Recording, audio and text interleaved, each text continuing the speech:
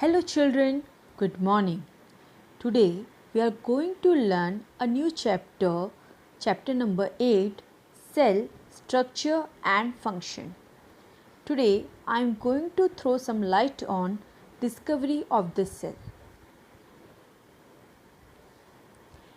Children, let's go back to our childhood memories where we were used to play with colorful blocks. Do you remember those colorful blocks which were used to make different structures such as buildings, planes, cars, etc.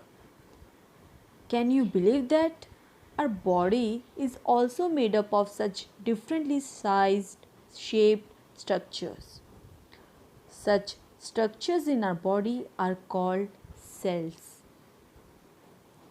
Cells are the tiny units of life that had fascinated scientists for several centuries. The bones, the heart, the brain, the muscles that we operate to move, everything has cells as their fundamental unit.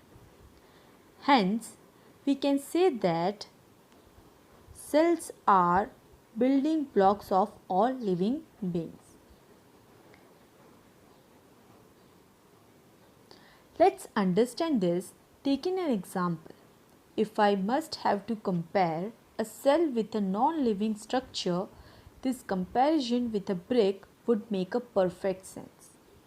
As we can see, these bricks are the building blocks or the basic unit of the house.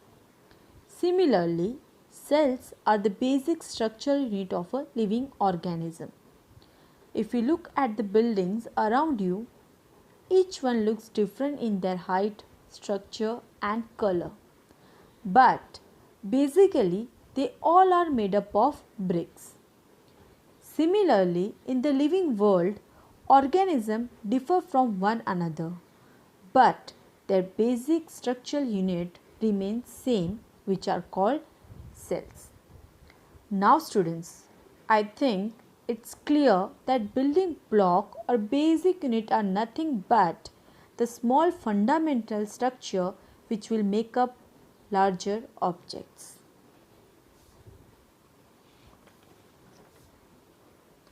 Now I think we are able to define cell. Cell is the basic structural and functional unit of an organism. When I say structural unit, that means the structure of all the living organism is made up of cells. And when I say functional unit, that means each cells of the body has got definite function to perform.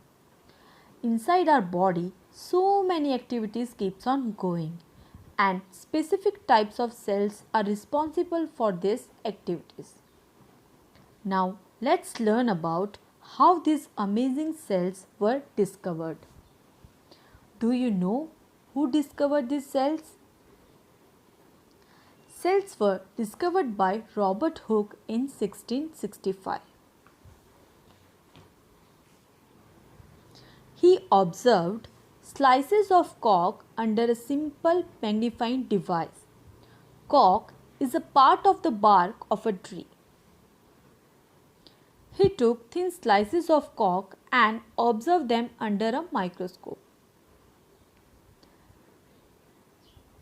He noticed partition boxes or compartments in the cork slice.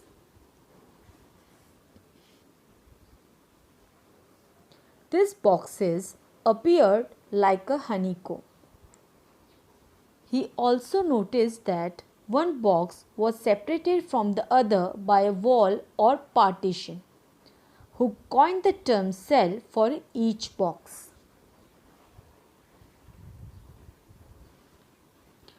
In Latin, cell means small room.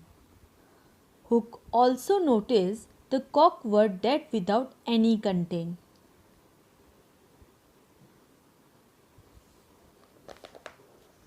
Let's take an example of brick wall and onion peel.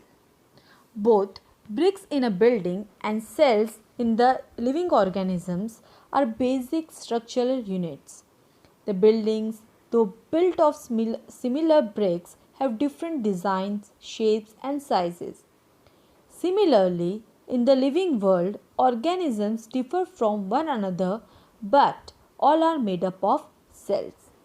Cells in the living organisms are complex living structures unlike non-living bricks. Do you know the egg of an hen represents a single cell and is big enough to be seen by the unaided eye?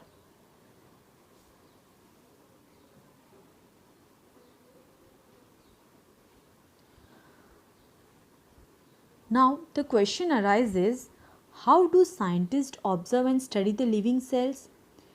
As we know, these cells cannot be seen with the unaided eyes. So how can we see? Let's understand.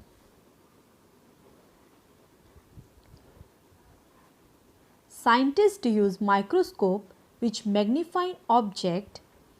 Stains or dyes are used to color parts of the cell to study the detailed structure.